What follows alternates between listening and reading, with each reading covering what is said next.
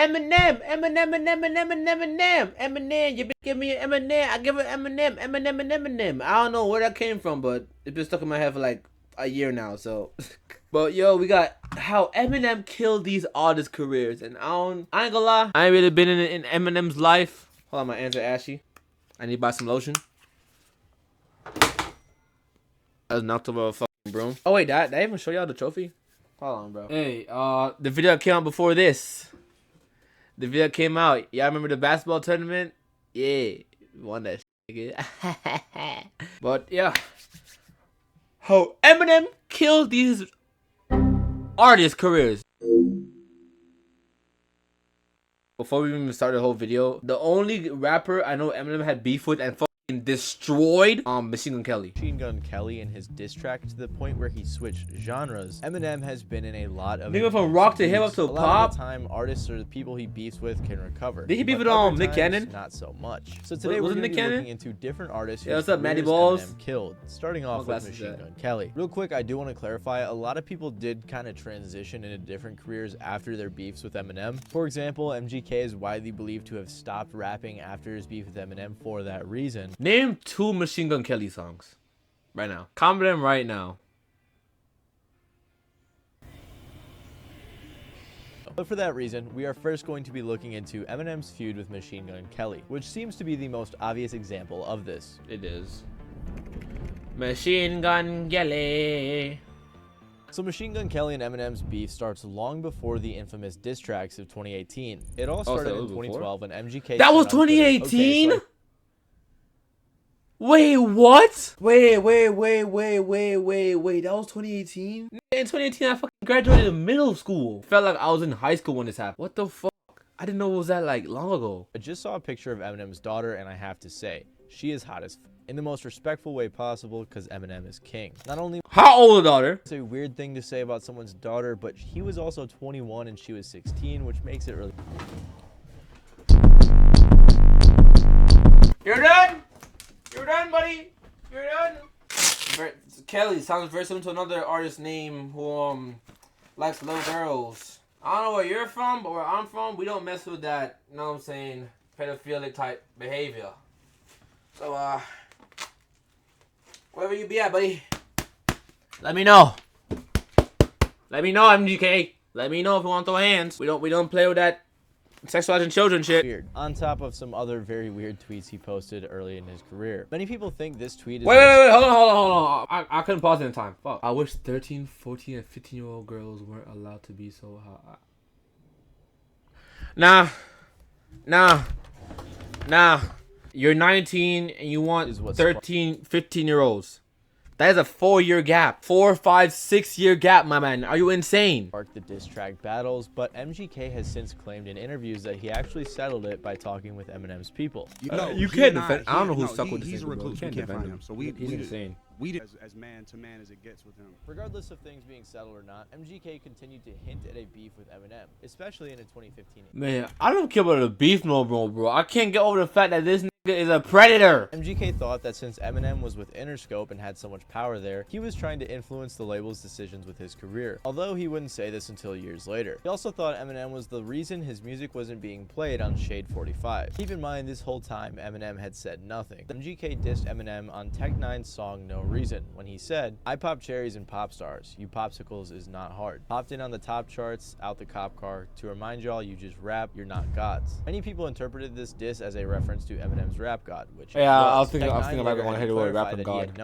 Eminem spent half of a verse on the song Not Alike dissing MGK. He mentioned how MGK had to team up with Tech Nine just to diss him, made fun of MGK for sneak dissing, and mentioned how MGK talked about his daughter Haley. This song garnered a ton of attention, along with the entire album, as Eminem was going crazy dissing tons of people. But this beef got super popular because MGK responded with an entire diss track towards Eminem called Rap Devil. He talked about Haley, why have I seen this before, and many more things. Just over a week after Kelly released Rap Devil, Eminem responded with his own diss track called Kill Shot. He addressed a lot of what Kelly said, along with a ton of other disses, which really won over the public. It's pretty obvious when you look at the like to dislike ratio as to who the public thought really won. They both followed up these diss tracks. First, when he said, I'm the greatest rapper alive since my favorite rapper banned me from Shade 45 or whatever he said, right? Like I'm trying to hinder his career. So I don't give a about your career.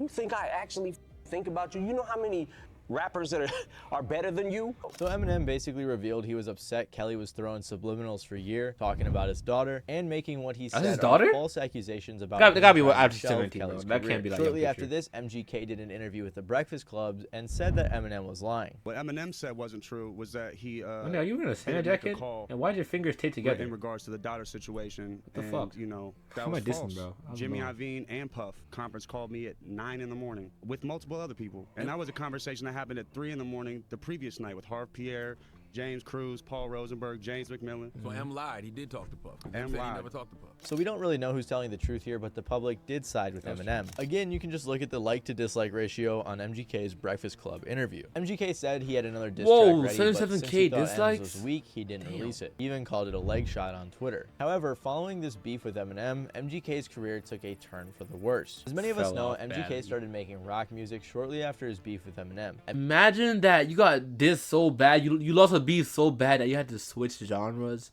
or switch careers. I mean, has that ever happened with social media influencer before? Like they got beef with someone or they got like bashed so bad they had to like go to a different career. The Eminem beef, Kelly released the EP Binge, which did okay. But MGK himself claims the beef really hurt his career. He was working on an album called Hotel Diablo, with a couple of tracks that would hint at the direction he would eventually take genre-wise. And when he released it in 2019, it didn't do as well as he had hoped. It had weaker first week sales than any of his other albums, and although it did I mean, front bro, to back, Diablo's it not a also name I hint wanna at the save and evolution listen to of every how it day. went. Even though he's doing alright with his pop-punk music and his fan base, the beef with Eminem I never heard definitely one did a lot MGK of song damage. to this day. He actually said something that made it seem like Eminem was in one way or another responsible for him switching genres. He said, "The next album came from already feeling like I'd been counted out, so I didn't even care what the public was gonna think." Interestingly enough, in Killshot, Eminem said, "Kelly, they'll be putting your name next to Ja next to Benzino.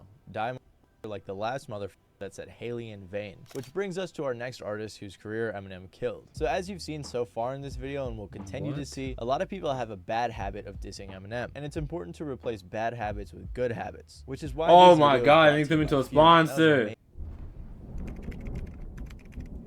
Benzino.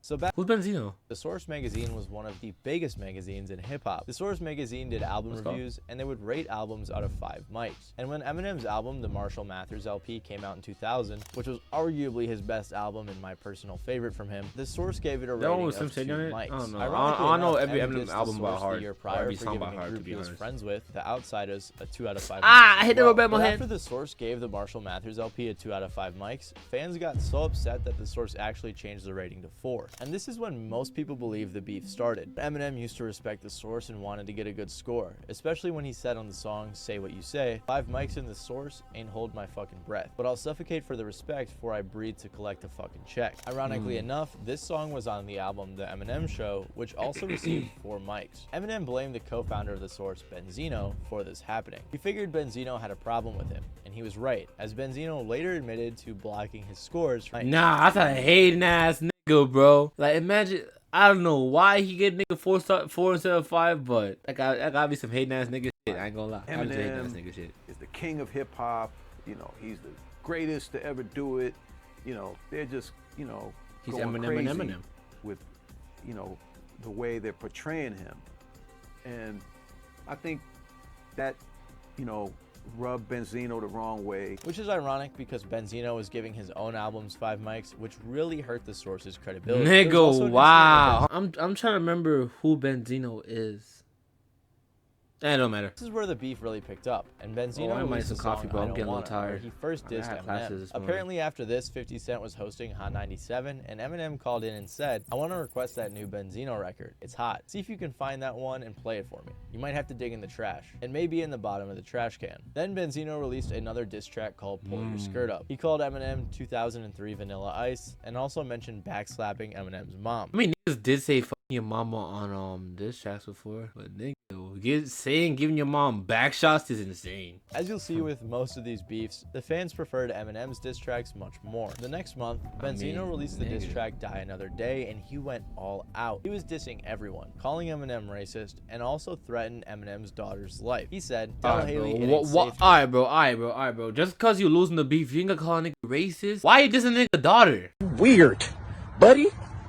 You're weird. Diss a nigga Sure. This nigga, this tracking shit, sure. Don't threaten a child or the nigga's family in this beef, bro. Do not threaten to kill these niggas. Are you retarded? I know it's a bar, but bro, I would never mention actually someone's family's name or say I'll actually kill them or do something crazy. This is when the great magazine beef between XXL and The Source started, with both magazines picking sides between the artists. There were a lot of beefs going on. That kid's with XXL on the rise now. So many diss tracks were coming out, and M kept throwing shots at Benzino on multiple songs. They actually kept making diss tracks back and forth at each other for a while until in November of 2003, when Benzino and The Source revealed that they had old tapes of Eminem using racial slurs in his songs. There were a bunch of songs which they labeled the racist tapes, which featured Eminem being racist. Eminem said, "The tape they played today was something I made out of anger, stupidity, and frustration when I was a teenager. I just broken up with my girlfriend who is African American, and I reacted like the angry, stupid kid I was."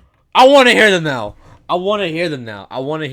So he had a black girlfriend, they broke up, he's acting stupid. I want to hear them now. I bet it's like a fucking Call of Duty lobby diss track, bro. You fucking N-word, you're a bitch monkey. Hey, unfortunately for Benzino, Eminem's fans accepted his apology right after it was aired. In 2005, Benzino left The Source and cited his beef with Eminem as part of the reason he left. So the fact that M was part of the reason this guy quit his job, bro, just say you trash and you couldn't compete. Killed his career. At least his career at The Source, because he's been doing a bunch of other stuff since. Just Eminem later dropped the lawsuit and tried to move past the beef. How did I started the same word twice? Just say you're trash and you couldn't compete. Damn. And Benzino has apologized, dissed him, and then apologized again. So it seems like he's a little wishy-washy about it. For a very long time, Eminem actually never said anything about this beef, but he did reference it, like I mentioned earlier, on the Kamikaze album. Vanilla Ice. Vanilla Ice's career was already on. Most of these rappers I never heard of, bro. So. Baby. But he had a beef with Eminem. But I guess they were on top. Didn't do anything to help him. In 1990, a year after Vanilla Ice released his song Ice Ice Baby, Eminem and his friends Ice Ice Baby group named Soul Intent released a song called MC Hammer vs Vanilla Ice. Eminem rapped as Vanilla Ice and Proof rapped as MC Hammer, and we're kind of just joking around since it was a parody. Then Eminem was clearly not a fan of Vanilla Ice, but at this point in time, Vanilla Ice had not said a word about him. So why did he hate him so much? Well, in an interview in 2005, Eminem recalls his first time hearing Ice Ice Baby and said, "That crushed me. At first, I felt like I didn't want to rap anymore. I was so mad because he was making it real hard for me." Eminem was occasionally compared to Vanilla Ice in his early career since they were both white, but Eminem didn't want to be viewed as a gimmick rapper like Vanilla Ice was. So after Eminem mentioned Vanilla Ice on both of those songs, Vanilla Ice said in an interview with Vibe that Eminem's lyrical skills didn't impress him. What do you mean lyrical skills?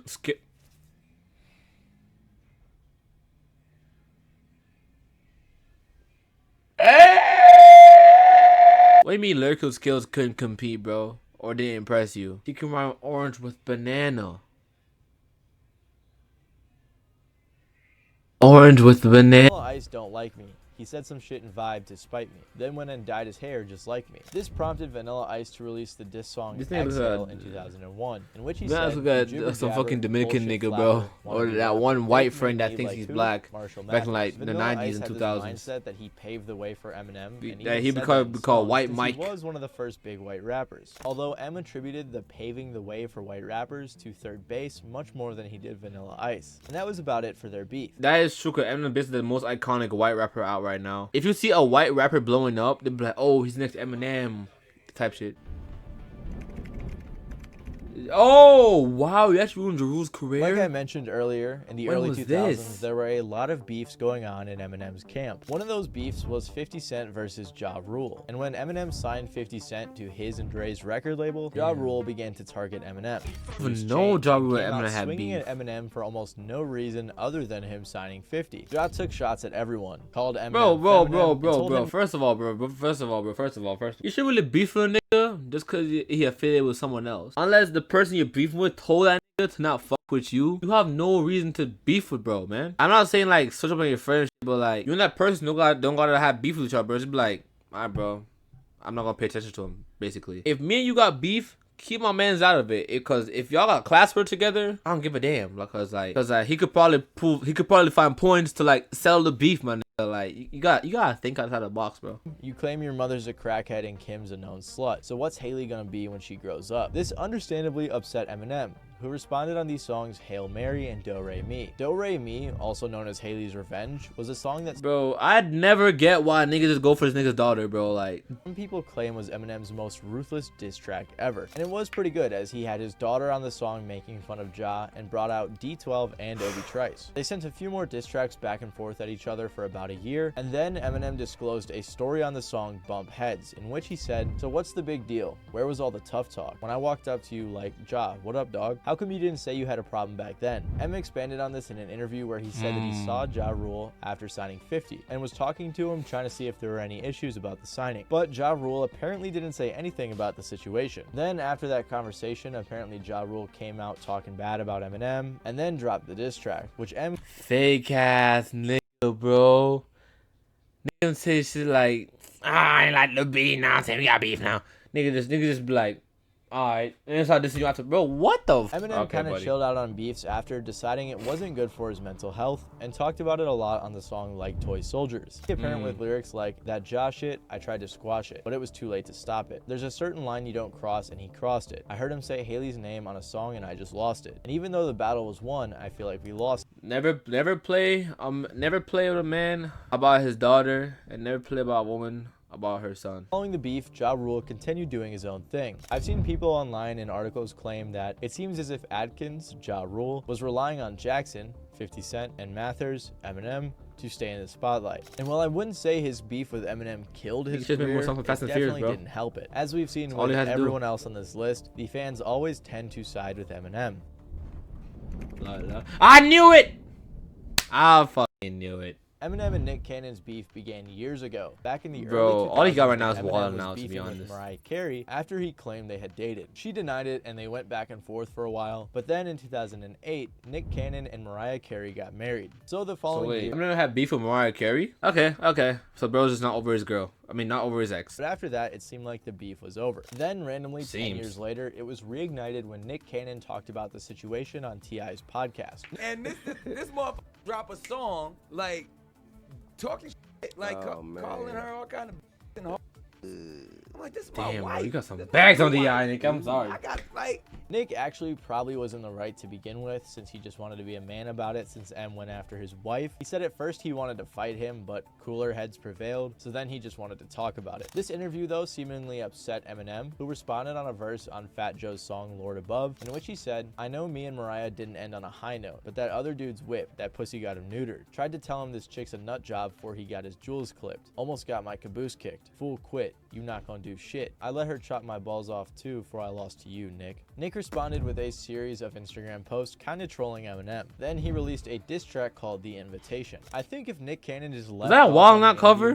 for a song? Good. But The Invitation was probably the worst diss track I've ever heard. He also tried the tactic we've seen where he's his wife and Haley, which didn't help the song at all. It has over 600,000 dislikes. Damn. Even 50 Cent told Eminem after this came out, "Don't even say nothing to him, the record is terrible." M posted a couple tweets about it, but that was it. The next day, Nick released the diss track Pray For Him, and again, Nick got clowned. The top comment on the vid was, "Eminem is so good he made history. The first rapper to win a rap battle without even rapping." Nick Cannon released yet another diss song called Invitation Canceled, and in this one, why is he still going? Why is he still going? Again, people clown Nick with comments like, "Imagine shooting someone with their back turned, missing 3 shots, and not even getting that person to turn around." Jesus Christ. Because it was literally the third diss track Nick had released within the span of 11 days without a response from Eminem, unless you count the 2 tweets. Nick kind of kept it going for too long, was spamming tweets about it, and was definitely dragging the beef out, especially since M hadn't responded. Nick also claimed he won, which by court of public opinion clearly was not true. Also, he just kept talking about Eminem on songs following the 3 main diss tracks, which at that point was just— Nigga, one-sided beef is never the beef you want to be in, bro. Ever do one-sided beef. Oh my god, bro. Oh my god. Like, bro, if you're ever in one-sided beef, be the person that someone's beefing with you instead of you beefing with them. Because when someone's beefing with you, they look more goofy because they want your attention. You're just ignoring them. But if you're beefing with someone trying to get their attention, bro, oh my god. and thinking you won, even though they didn't respond. Like, bro, Nick looked very corny to onlookers, especially to people who didn't know the I don't know how he got context, 12 and kids, my even nigga. admitted Like, this how he raised himself these bitches while out to mentioning falling his off like real that. intention was to get M on Wildin' Out. I was a little overzealous. I was a little heavy-handed. That was it. Let's get him in a water. He's not coming to water, bro. That's all I'm saying. They want you to tell him, bro, like, hey, bro, water under the bridge. Like, While Nick has a successful Kanye TV on there. career, That'd be his beef with hilarious. Eminem definitely did no service to his you music ain't got the career. answers. Anyways, Sway. thank you guys. Oh my god, bro. Nick, yo, I don't know who humiliated himself more, but actually, I do know who humiliated himself. Nick Cannon, bro. You should have did after one diss track, bro, didn't go well. You should just ended it right there, bro. Just been like, all right, bro, I lost this one, and move on. But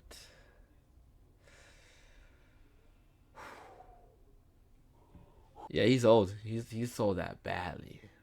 But yeah, that's pretty much for today's video. I hope y'all enjoyed. Like, comment, subscribe, all that.